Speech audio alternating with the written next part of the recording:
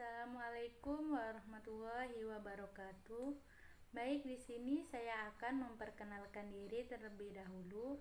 Nama saya Juni Rahmawati Harahap, NIM 142010020, mata kuliah hidrologi. Saya di sini akan menjelaskan tentang limnologi. Pengertian limnologi. Limnologi dari bahasa Inggris yaitu limnologi, dari bahasa Yunani yaitu limne atau danau, dan logos atau pengetahuan, yang mana merupakan padanan bagi biologi perairan darat, terutama perairan tawar. Lingkup kajiannya kadang-kadang mencakup juga perairan payau atau estuaria. Limnologi merupakan kajian yang menyeluruh mengenai kehidupan di perairan darat, sehingga digolongkan sebagai bagian dari ekologi. Dalam bidang perikanan, limnologi dipelajari sebagai dasar bagi budidaya perairan atau akuakultural darat. Cara perkembangan limnologi.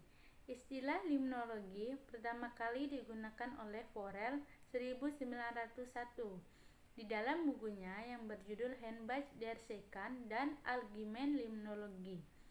Buku tersebut membahas tentang ekosistem danau. Sebenarnya, limnologi ini telah diperkenalkan lebih dulu oleh Zacharias 1891 yang mendirikan laboratorium penelitian di bidang limnologi. Dinema kemudian mengembangkan dan memberi nama institusi tersebut Institusi Max Planck. Sejak saat itu, limnologi berkembang cukup besar. Pada dekade 90-an, limnologi menjadi sebuah ilmu yang menyedot perhatian dunia, terutama disebabkan karena besarnya kebutuhan air bersih untuk kepentingan domestik. Tetapi ketersediaan air bersih di alam semakin menipis akibat berbagai aktivitas manusia, baik secara langsung maupun secara tidak langsung. Ciri dan karakteristik limnologi. Yang pertama yaitu mempunyai air yang cukup dalam. Jika kedalamannya tidak terlalu dalam, maka tidak bisa dikatakan sebagai danau. Yang kedua yaitu terdapat beberapa tumbuhan air yang menutupi sebagian tepi danau. Tanaman-tanaman yang hidup atau tumbuh di danau ini biasanya jenis tanaman air, seperti eceng gondok dan jenis ganggang. Yang ketiga yaitu terdapat gelombang kecil yang ada di permukaan danau. Gelombang yang ada di danau ini biasa disebabkan oleh angin yang menerpa permukaan danau tersebut.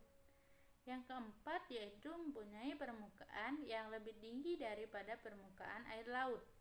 Hal ini disebabkan danau biasanya ada di dataran tinggi. Daerah yang tinggi akan memudahkan cekungan danau terisi lebih banyak air. Proses terbentuknya danau. Berdasarkan cara terbentuknya, danau dibedakan menjadi dua, yaitu yang pertama danau alami.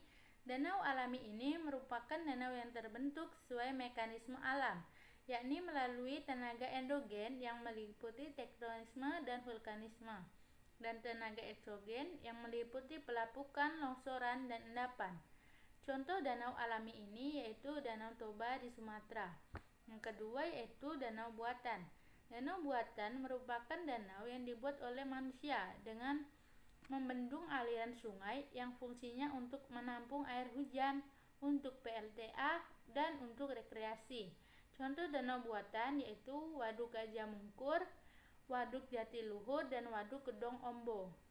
Macam-macam danau berdasarkan airnya. Yang pertama yaitu danau air tawar. Danau jenis ini memiliki ciri yaitu memiliki pelepasan berupa sungai. Contohnya yaitu Danau Toba di Sumatera Utara. Yang kedua yaitu danau air asin.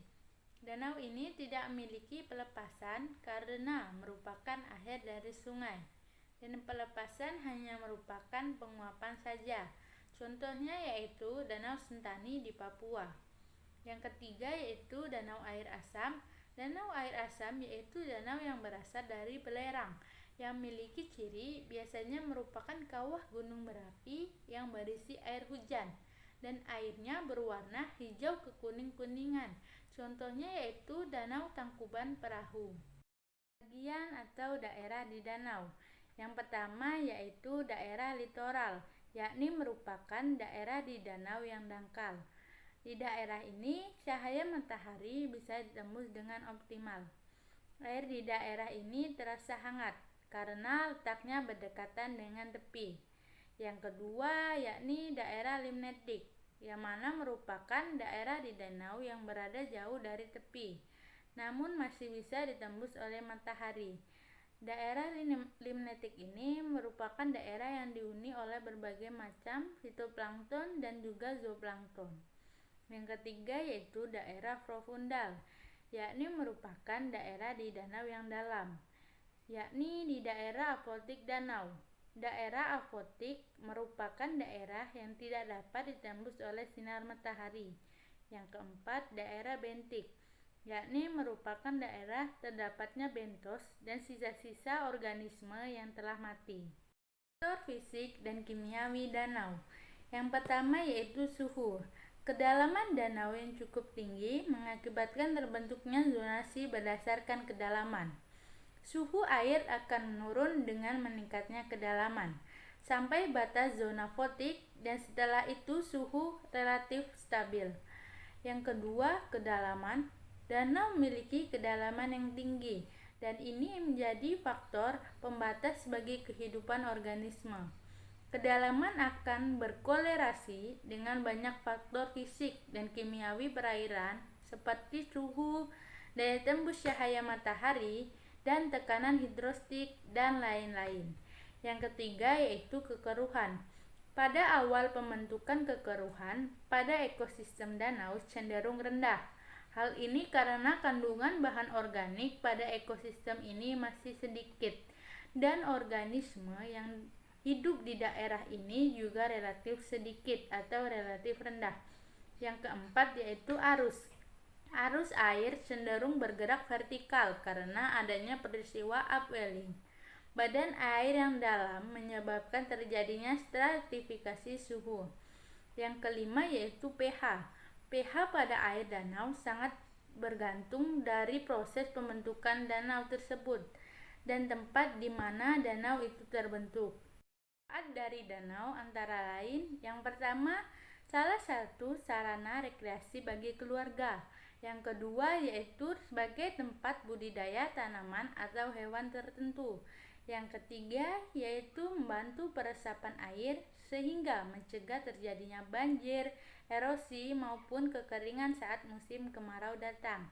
Yang keempat yaitu membantu menjaga siklus zat-zat tertentu yang berguna bagi makhluk hidup lainnya seperti zooplankton dan fitoplankton.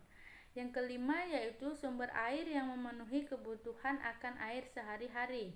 Yang keenam yaitu sebagai sarana macam-macam irigasi, misalnya sebagai pengairan yang cukup untuk menunjang pertanian agar tumbuh lebih subur. Sekian penjelasan materi dari saya, kurang lebihnya saya mohon maaf. Wabillahi taufik wal hidayah. Wassalamualaikum warahmatullahi wabarakatuh.